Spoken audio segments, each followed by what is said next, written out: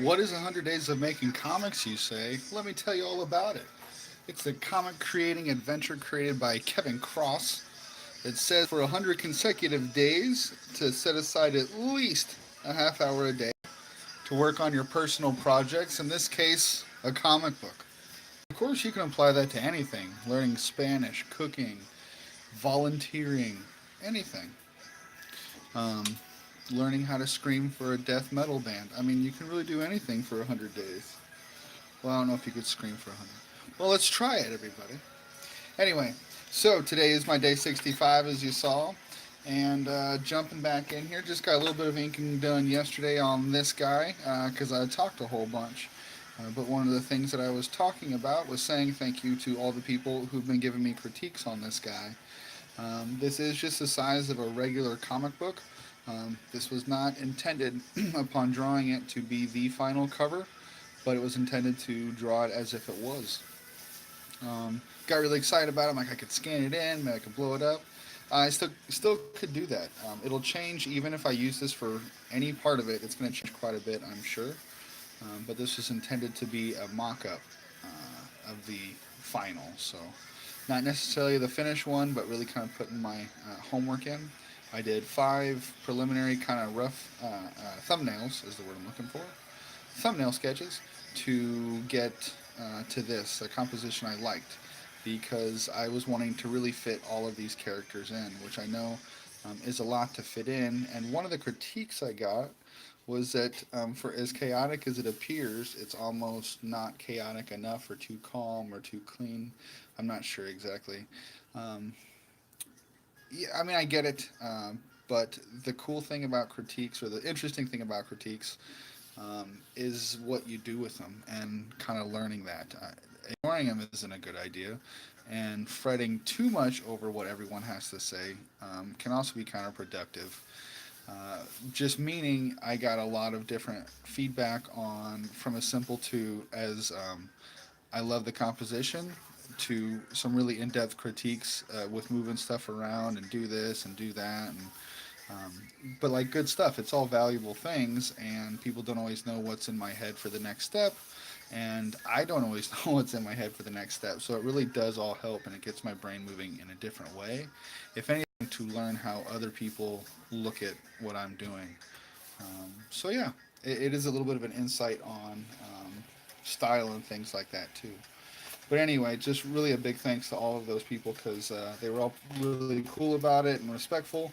Which at this point, I'm honestly, if somebody just wants to get on to say, you know, you can't draw hands, you should quit. I think it would just, I'd be excited for the feedback and just get that more intense on wanting to make stuff. I'm kind of hoping there's somebody to just tear it apart. Tell me why I suck. But it is still cool when people are nice about it because I think some people were genuinely excited for me or thought that it was cool looking. And so, yeah, anyway, that felt good. So, thanks everybody for that. I really had a long day today at work and just looking forward to sitting down, throwing on some tunes, which I'm listening to the band Man Man. I know, it's one of the cumbersome kind of name to say, I don't know why, but you should all listen to them. I don't know where they're at currently, but they have had 3, 4, 5 albums out at least, and everything I've heard I've liked a lot. Man Man, check it out. But we'll probably listen a little bit more to that. I'll try to pay attention. If there's anyone that hops in and has a question, please let me know. But yeah, just kind of, I do want to, even though this is a mock up or whatnot, I do still want to kind of finish it out with what I've got. Maybe tweak a couple things with the letters. There was something that I was envisioning with the letters and the glow of the moon and the orange kind of monochromatic, for the most part, thing that I thought would round this out nicely, and then kind of starry sky here and in the background. But I could also, like where I have this slime dripping down, a couple people thought that the top corners were bare or too bare, specifically this one at times, which I thought the composition of just a starry sky going, I think it's too heavy here and too light up here. But the thing is most of my blacks are going to be kind of on the top because there is space, which is going to kind of weigh it out. And then there's going to be like quite a bit of the kind of speckly, starry sort of sky thing going on. which I think, I don't know, we'll see. We'll see if maybe when I post that, if it changes anybody's opinions, if it changes anybody's opinions. Anyway, I'm gonna get drawn because if I don't start, I'll just keep talking, and if I start drawing, I'm not very good at talking, so it's a surefire cure to shut me up. All right, thanks everybody for checking it out and hanging with me on my 100 days. Have it. All right, I'm just gonna turn this back up.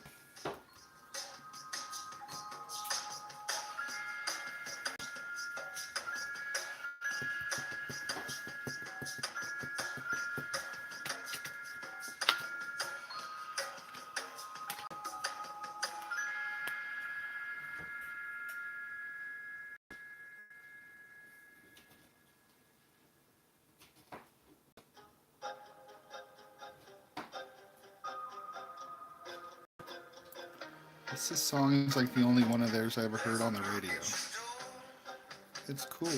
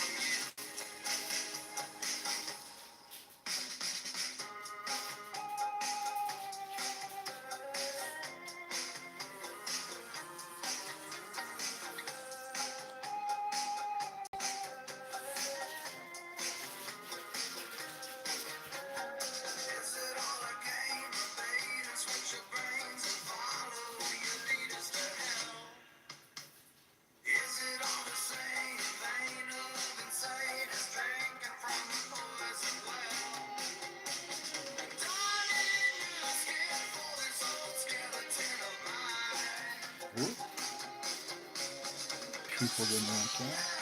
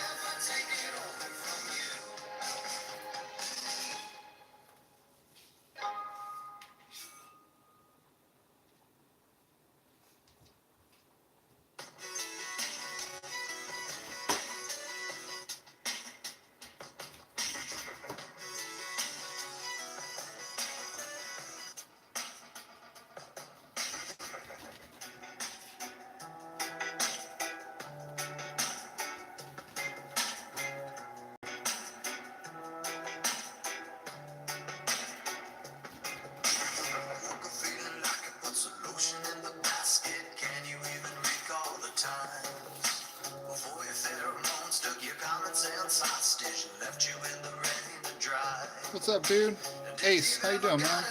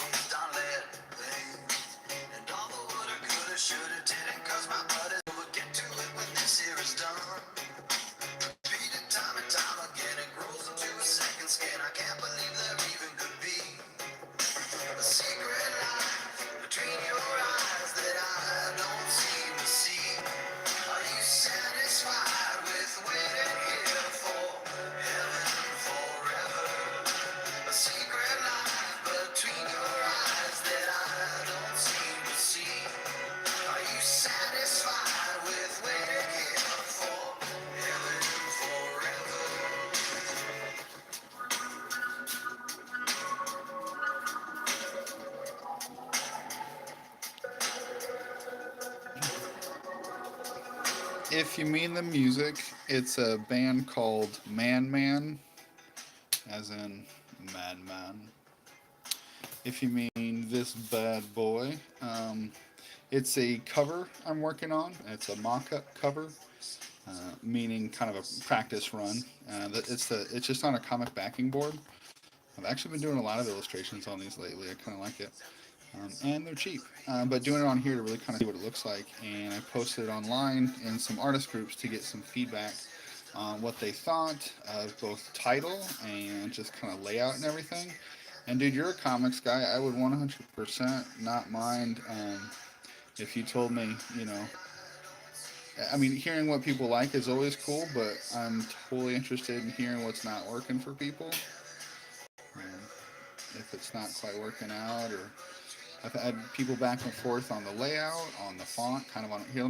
I'll turn it this way so you can maybe sort of see the whole thing, but I don't know how well that kind of shows up. But anyway, so this is what I'm working on. I'm still kind of inking it to kind of take it through to a finished drawing position for the practice and joy.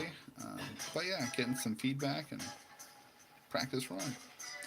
And if you don't know, October is an original character of mine, a pumpkin-headed monster, and I'm working on a Halloween sort of adventure tale with him.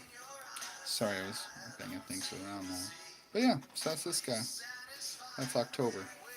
October. So that's what I'm working on. Hope you're having a good night, man. Dude, I was listening to your episode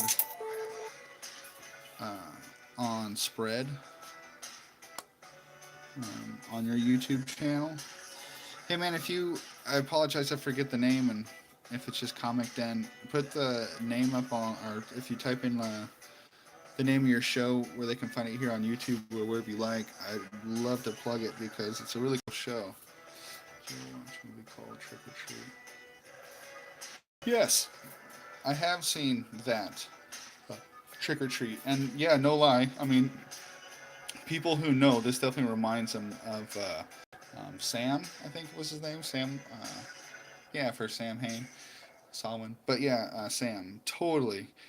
Just this guy's a bit less murderous. But yeah, that kind of lollipopped head and sort of cute, kind of standing stuff. Yeah, I actually a couple Inktober's ago. I don't think I have that sketchbook here. Oh, I do. I did a couple drawings because that is an awesome. I love that movie and all those short stories. But so I drew this guy in the past off that. Okay, so everybody look up The Comic Den, as in, don't go into my den. That's the only way I know how to use it. I just pictured my grandfather yelling at me. But anyway, The Comic Den, you guys should really check out that show here on YouTube. He's a comic book lover and fan, but he knows his stuff. and he has other people on. Sometimes he kind of gives a synopsis himself. Um, I think there's sometimes spoilers and everything, so careful there. But it's really cool, and you'll get turned on to some really good comics. But oh yeah, yeah. So then this is the one where I did October with him. So this is where he's a little bit like, dude, I thought we were just gonna, get in a little trouble. But anyway, I love that movie. But he is definitely an influence on the character of this guy. No doubt about it.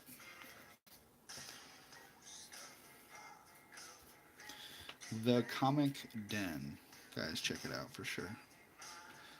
It's a good show. And it's cool because he's built up a good backlog of them at this point. So it's good for a little binge listening. Got Spread on there, Southern Bastards. Oh, I love Southern Bastards. I haven't listened to that one yet though because I'm behind, and I don't know if there's any spoilers, so I'm kind of worried. I love Spread. I'm behind on everything though. I can't lie, and because I get that, I'm excited to get a little bit of everything. And I was getting Spread as it was coming out. I was still living in Kansas City, and then when I moved and everything, I kind of had to watch the budget, and so I fell off a lot of my pulls. So I fell behind on East of West. I fell behind on Southern Bastards, and I fell behind on Spread. Read the beginnings of all those and fell in love with all of them. Like more than beginnings, even probably first. Spread I probably read the least of because I don't think it's quite as long of a run as some of the others.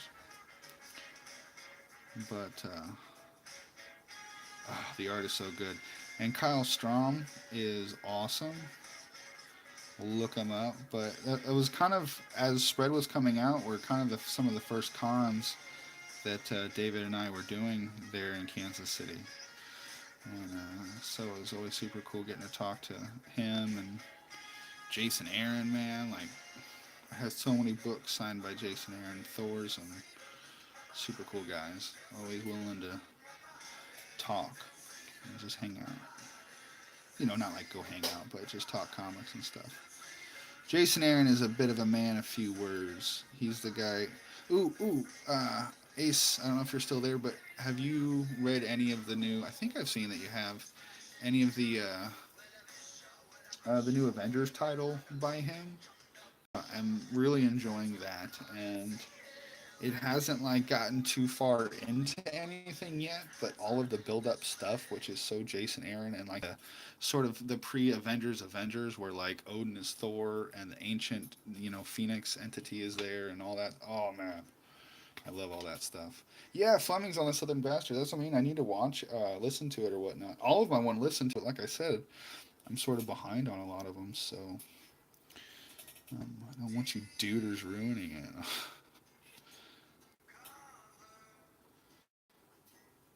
I'm not going to worry about any. I'm just sort of doing outline stuff at this point. I just want to keep doing that so I can keep rolling, because then I start trying to figure out how I'm going to do all the textures and shading and tones, and then I kind of get lost in it. So I'm going to stick with this part. What's another one that So I have a couple books through everything I did choose to keep up on, and they were kind of earlier on and things that I fell in love with that I wanted to kind of keep getting. So what I am currently still reading is Paper Girls, and I started reading that because of my love of Saga. So I started reading Paper Girls, or I'm still reading Paper Girls, and it's so good. And Rumble. I've really enjoyed that one. That's one where like I feel sometimes a comic comes out and it feels like it's sort of just for you. I don't know, just the type of story that it is. I love. Let me see here. Let me go back. I saw that, but I didn't read it. Let's see here. Live chat. I'll message her. Each episode, whether it's a rundown or is one volume. Oh, okay. That's cool. Each episode, whether it's a rundown or explanation, is one volume at a time. Oh, okay, cool. And hell yeah, Aaron went in and Read the entire Marvel Universe. Filming was my first. We did it in a cheap hotel. We did the interview, the show in a cheap hotel. Sorry when I read that quick. People get the wrong idea.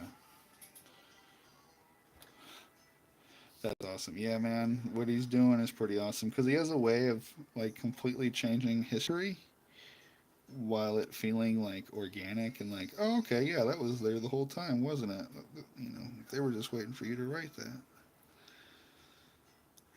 But yeah, Paper Girls and Rumble even changed artists. And I won't lie, one of the reasons I think I'm like you on this. I heard you mention on Spread that the art has got to grab you. Like, obviously, you know, you hope it's gonna be a good story, but the art's got to be there. And I'm totally right there too. I have come to appreciate different art styles through different stories and everything. But yeah, if I'm not into the art, I can't like force myself.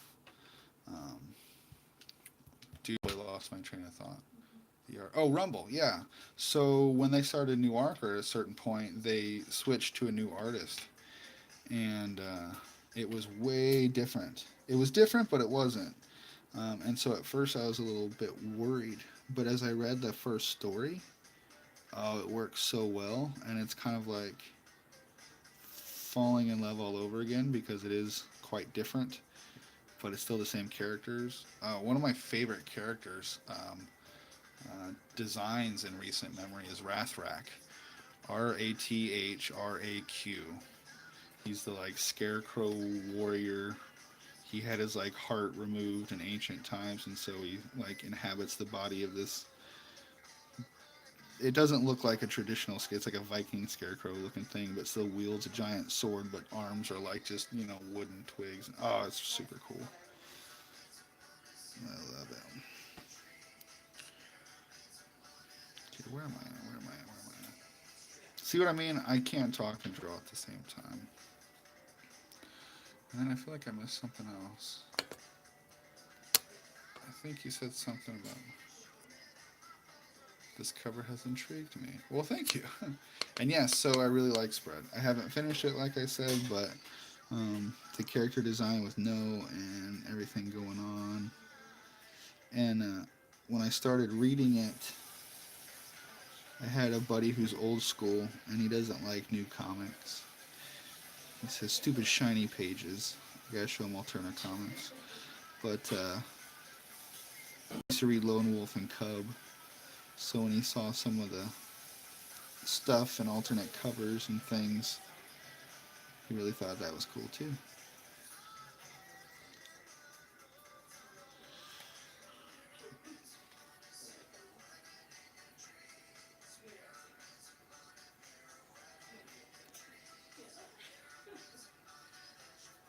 Trying to learn how to do some of these real fine lines with, sort of the same brush for moving faster and still being able to have fun with line weight, because when you switch to the micron, you can get a little bit, but that's the thing with some of these. I don't want too much, but I think those lines turned out pretty okay. Except over there, we'll work on that.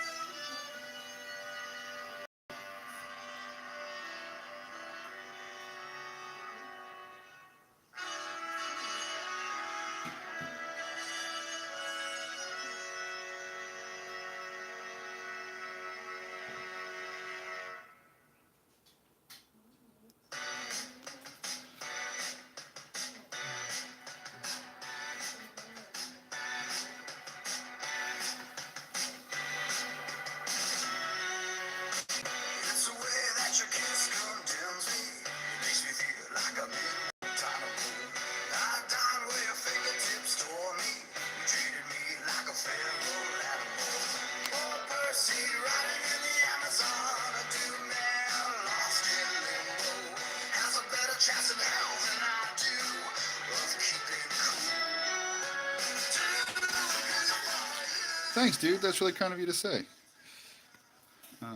Comington saying, kind of meeting different artists who are making stuff now. It interests him to expand his horizons a little bit and check out different things. And man, I really appreciate that because that's basically kind of like my thought behind this. My last couple covers have been kind of conceptually heavy, and I enjoyed them. But especially the first one, it was like a library book with a library card. It wasn't anything too fancy. And well, I thought it was all cool. I'm not sure it's something if someone's just walking by at a convention, they might look at and go, "That looks interesting. Let me check that out." So yeah, really appreciate that compliment, brother. That's what I'm hoping, to make something that when someone doesn't know anything about it, they're interested.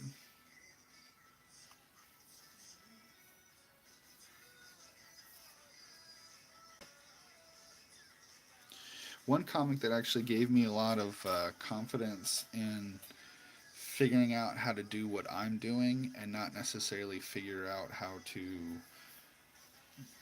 make comics as good as Marvel or DC. And I love those ones, a lot of them. My tastes are those ones. That's where I started. And then, the independent ones that I learned about with like Chew and Saga, but specifically Chew. That one I had never seen a comic like that. I hadn't read Bone. I hadn't read a lot of these different things that a lot of kids or different people grow up getting into. I kind of came back to comics later in life, where I grew up with the superhero ones, not ever branching out. But when I read Chew, spelled Chew, I don't know if you've read that one, but I highly recommend. That was just a fun read. And I think I've saved like the last 10, like they went to issue 60, and it's been wrapped for a while now. And I think I never read the last 10 because I do a weird thing with books and stuff where I sort of prolong that. So I still have a little bit to read on the wrap up of that one. But that one was such a cool concept. And it was like, it was an absurd concept, and the art was kind of absurd. But they were both just perfect, especially together. And so it really kind of showed me, I don't know, like how much different, um, how I'm sorry, I'm drawing off the camera too. How much different stories can be, how that can require different art. It shouldn't all look like superhero art. I mean, even more and more nowadays, superhero art isn't just looking like superhero art. The haters out there who think that American comics are just Marvel and DC, and that all of those Marvel and DC comics all look the same, I don't think have been paying attention to American comics and Marvel and DC comics in a while. Because there's a lot of different stuff there, which is even better. You're seeing Scotty Young do Rocket Raccoon, runs and stuff like that. But anyway, Chew was just, a beautiful book. Um, dare I say, a cartoonier style than the Marvel DC stuff that you and I are kind of into. Um, like I said, both story and art were kind of absurdist in like kind of a great way, and I don't know if I'm quite using that term right. If I'm talking like fancy art stuff, they were both just like very different from anything I'd ever really read or seen before in a comic. And they still had a great cinematic flow. You know, you could, the movie played in my mind, in your mind, and that's something that I loved about Saga in that first run that Jason Aaron did on Thor, the God Butcher. I mean, it wasn't like reading a comic. It was just a story that you got to dive into and participate in, and that was pretty cool. So as you guys can see, I am a slow drawer, inker. There's not a whole lot in life I'm quick at, being honest with you. But especially when I get yapping here. But yeah, man, if you haven't read Chew, check out Chew. Just read the first trade. You'll know if you like it or not. But that artist of that just released another comic that recently came out where he's doing the whole thing. Like he's the writer and the artist. And John Layman was actually the writer of Chew. I don't know if you know. You might know all about this one, and I'm sorry if you do. And you're like, yeah, yeah, yeah, I know. I just liked it a lot. But John Layman has written a lot for DC. But anyway, I think it's called Farmhand is the new book by Rob Guillory, if that's how you say it right. But he's such a cool artist. The art can be awesome or distracting to a story. I'll check it out. Told me, oh, sorry, it keeps fading. Told me about it as well, but I haven't picked it up. Doing a rundown episode on Aaron's Thor run. Awesome. Yeah, that's a great run, man. I read through all of those and even into not even into, just kept it going when the switch happened with the female Thor, which I know there's haters about, not getting in anything political, but with switching gender roles of superheroes and this and that. But once again, the way Aaron did it with Thor, and I don't want to spoil it for anybody and who the female Thor was, because it was cool because it wasn't she Thor, it wasn't, I mean, like, she was Thor, you know. And during that time, Thor as we know him was just Odin's son, which is just cool. But yeah, Aaron's a great writer. It didn't feel heavy or clunky or like they had a political agenda or they were trying to do. It just felt like in comics they, um, sort of throw it all. I don't know, everything but the kitchen sink, right? Like you just put everything into it. Everything's been done 1,000 times, right? So they really got to get creative, and I think that was an excellently done run. Just absolutely love her. Ace writes, I absolutely love her. Such good storytelling. The run is still epic. Now he has a ton of hammers. See, and I haven't, that's another one I haven't kept up on where it is now. Hey, just answer me yes or no. Do you remember I forget the run. It was around the time it was when they switched, when Thor lost his hammer. And like, what was I think Jason Aaron had a big deal in this crossover event, but like the old Nick Fury, like the white Nick Fury, and it kind of explained why there was like white Nick Fury and then later on black Samuel L. Jackson looking Nick Fury. And there was a moment when they were like all in space on the moon, where the old Nick Fury like whispers something and like they're up high and like whispers something in his ear, and Thor's eyes went big, and he just dropped the hammer all the way to the original sin. Yes, that was a good run. Do you know, or if I just read back through Thor, like I never knew and I never found out what Nick Fury whispered in his ear that basically like he lost the power of the hammer at that point. The hammer like fell from his hands at that moment to the surface of the moon, and Thor could not lift it, and it like broke him, and it was awesome. But yes, female Thor. Like I said, I don't want to say it because I don't want to ruin it for anybody if they're going to read it or haven't. But yeah, that was awesome, and her character design with the helmet, face mask thing, so like no one knew who she.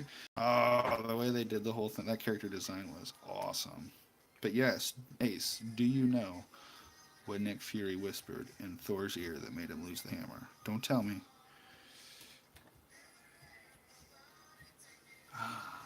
Crap.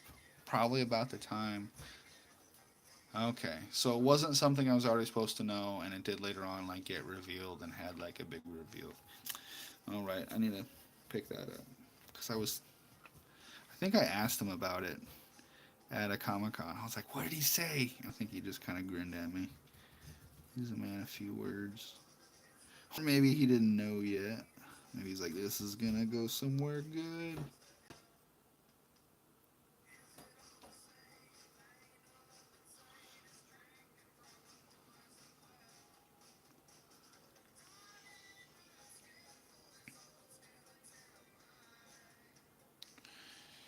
No, but the feels amazing, but only for those who are into the story. I'm into the story. I just fell out of it. I gotta get back in. Thanks for the heads up, brother. See what I mean, guys? He knows his stuff. Comic Den, check it out. For everyone who just wanted to know the secret, it wasn't anything huge. Okay.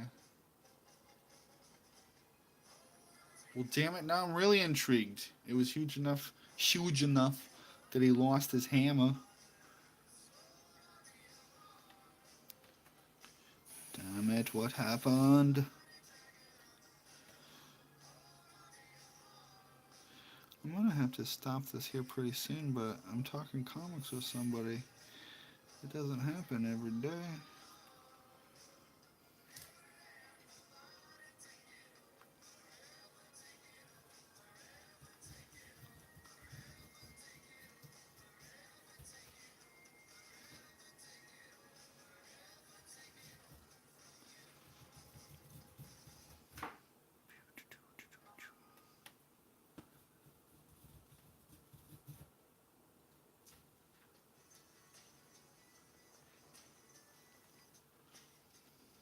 Ooh, have to fix that a little bit there.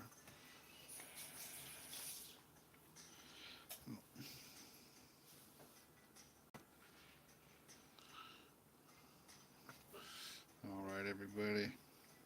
Here, let me put the hair on him. He needs hair at least. Yeah, I really need to check it out. I've thought about looking it up a couple times, but I don't want to know until I read it in the story. So yeah, I just need to check it out. Hey, thanks very much for hanging out this episode, Ace.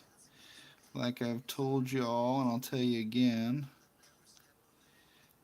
go check out the Comic Den. He's on Instagram, but check him out here on YouTube. It's a great show. It's about comics. And I happen to know for a fact most people listening to this show with deep appreciation for comics and comic related things.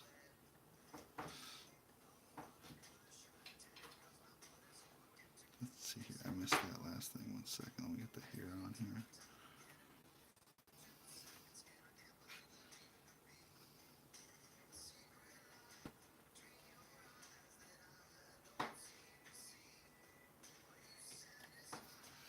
Let's see here.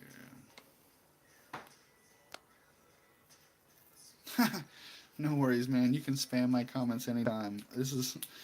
I just kind of, especially these ones I do by myself, at least for now, I haven't gotten in the habit of really kind of announcing, hey, everybody, I'm going live. So usually it's just kind of me by myself, but I guess that's why I went to over 40 minutes today. So yeah, thanks very much for hanging out, brother, man. Yeah, I'll try to get better on sort of announcing those things, but really appreciate the subscribe and follow and comments and all that stuff, man, from all of you guys out there, and from you, Ace, Red, you're always solid, Peter Palmiotti, all you guys out there, you're great. Thanks again to everybody for your comments about this guy and where it's going. I'm enjoying it. But yeah, thanks everybody. Do appreciate it. Let's sign off with a little bit of music before we go. Once again, this was Man Man. Check it out.